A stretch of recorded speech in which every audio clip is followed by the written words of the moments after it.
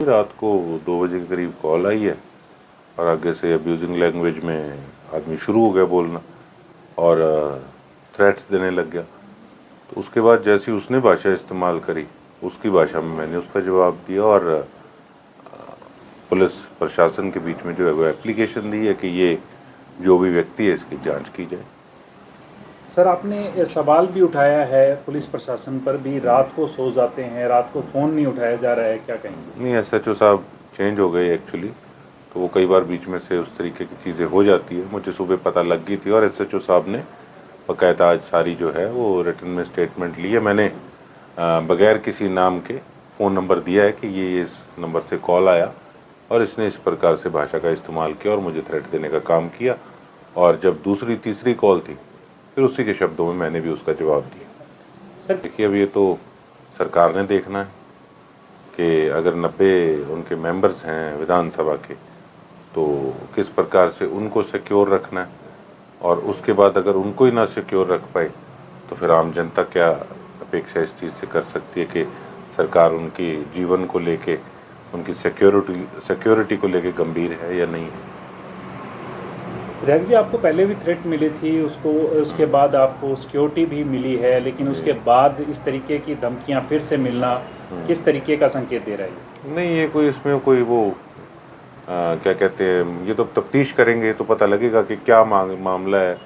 अब ठीक है, पॉलिटिशियन है, प्यार करने वाले भी बहुत होते हैं, तो ठीक है, उन्होंने भी प्यार दिया, फिर मेरे से भी बाद में प्यार लिया फ़ोन पे, ठीक है, हमने अपना काम किया।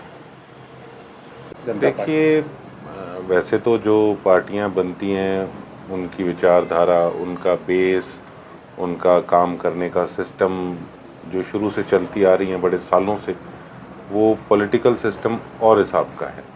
लेकिन आजकल जो ये जेनजी जो कहते हैं, उस प्रकार से बड़ी चीज़ें अब जो है वो सोशल मीडिया के माध्यम से चलती हैं, और उसका एक बहुत बड़ा उदाहरण ये मुहिम भी दिख रही है। तो ये कहीं ना कहीं हमारे युवाओं की भावना को प्रतीत करने का काम इस सारे एपिसोड से हुआ कि हमारे ही देश के नौजवान साथी आज कितनी पीड़ा के अंदर हैं। बेशक वो अपनी जॉब को लेके हैं, बेशक वो अपनी और अपने परिवार की सिक्योरिटी को लेके हैं, या बेशक किसी और चीज़ को लेके, क्योंकि हमारे देश के अंदर इंसान की कोई वैल्यू नहीं है, कोई जान की उनकी वैल्यू नहीं है। तो कुल मिला के देखो, हर आदमी अंदर से आज परेशान है।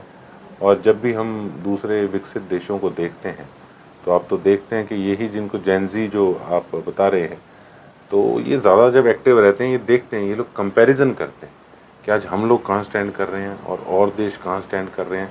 तो एक उनका दुख, उनका दर्द, ये उबाला जो है, कि वो उबाला उठा है कि सही दिशा के अंदर हम नहीं जा रहे, सालों साल हो गए, हम आज वहीं के वहीं खड़े हैं।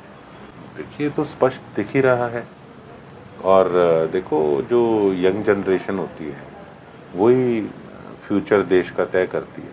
अगर वही आज खुश नहीं है, वो अपने आप को आज हमारे देश के अंदर एक कॉकरोच उनको अपने आप के बारे में संज्ञा देनी पड़ी, तो आप सोचो कि उनकी पीड़ा किस प्रकार से कितनी बड़ी होगी। लगातार पेट्रोल और डीजल की रेट बढ़ रहे हैं, किस तरीके से देखते हैं आप? पिछले एक हफ्ते के अंदर लगभग 5 से 6 रुपये प्रति लीटर डीजल और पेट्रोल का रेट बढ़ा है। देखिए, आम आदमी, मैं तो यही कहूँगा, उनकी जीवन पे बहुत बड़ी मार जो है वो दिन प्रतिदिन पड़ रही है। वो ये आमदनी है नहीं, आमदनी ख़त्म होती जा रही हैं और महंगाई इस प्रकार से बढ़ रही है। प्रॉपर्टी को लेकर देख लीजिए, किसी ने बहन बच्चियों का कोई शादी करनी हो तो सोना नहीं खरीद सकता, अब ऐसे हालात बन गए हैं। और अब आप ये देख लीजिए कि डीजल और पेट्रोल के भी कितने भाव बढ़ गए हैं, और वो भी चुनाव ख़त्म होते सार।